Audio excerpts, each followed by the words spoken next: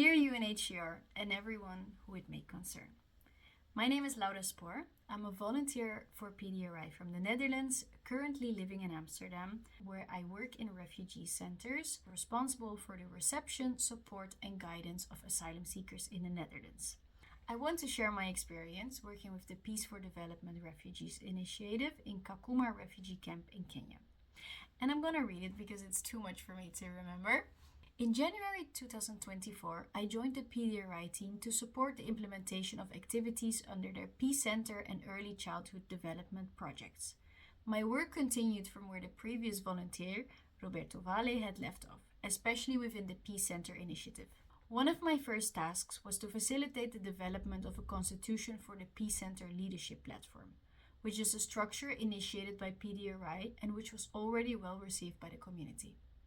Before drafting the constitution, I visited various community leaders in their local administrative areas. Through these visits, I witnessed firsthand the strong foundation Pdri had built and the respect it had earned across communities. Thanks to their groundwork, the constitution was successfully drafted, approved, and signed by the platform's leaders. Another important milestone was integrating women into the Peace Center platform to ensure inclusivity and gender balance.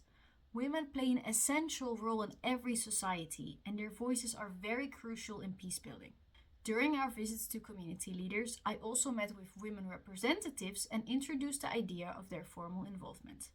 In addition to peace building, I also contributed to Pdri's ECD project supporting their early childhood education activities. I was a primary school teacher before, so I facilitated classes for the children in Kakuma and gave a few trainings to Pdri staff. I was actually impressed by Pdri's commitment to having run these programs without external funding, relying solely on the dedication of volunteers and very minimal resources. I would say Pdri definitely faces some challenges. Peace-building activities often require resources for food, drinks, transport, as it's a pretty big refugee camp, but also definitely motivation from the volunteering staff. These are not activities that can be run from an office. They have to take place in the field directly with communities.